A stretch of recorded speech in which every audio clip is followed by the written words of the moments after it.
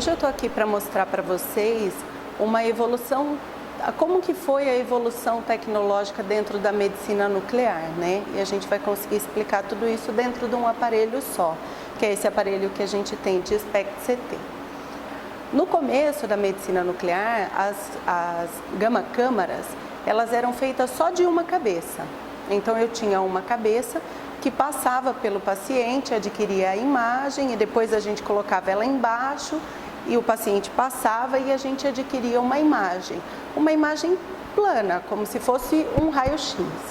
Na evolução surgiram as gamas de duas cabeças e elas conseguem escanear o paciente numa passada só. Então eu consigo ter imagens planas em uma passada só, na visão anterior e na visão posterior desse paciente.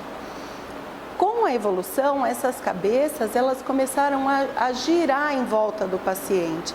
Então a gente escolhe uma área que a gente quer avaliar, entra com a maca, como eu já disse, o paciente que emite essa radiação, e essa radiação é captada pelos detectores, que vão girando em volta do paciente e adquirindo a imagem que a gente conhece como SPECT.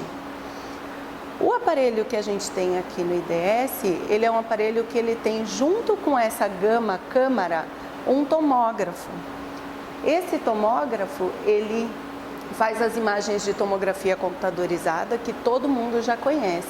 E as imagens de tomografia são imagens tridimensionais. Como a gente consegue com essas duas cabeças fazer a imagem do SPECT, a gente consegue fundir as imagens do SPECT com as imagens do tomógrafo.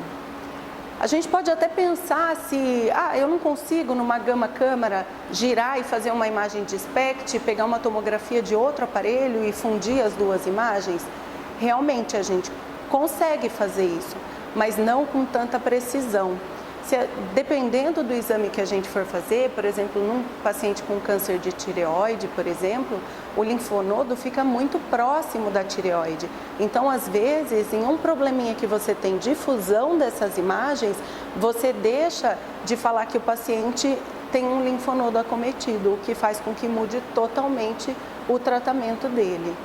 Então, esse aparelho chamado de SPECT-CT, ele trouxe para a medicina nuclear mais especificidade. Então a gente consegue olhar uma lesão que ela capta, a gente sabe como é o metabolismo dela e eu consigo olhar na tomografia que eu tenho atrás qual é a alteração anatômica que ela traz.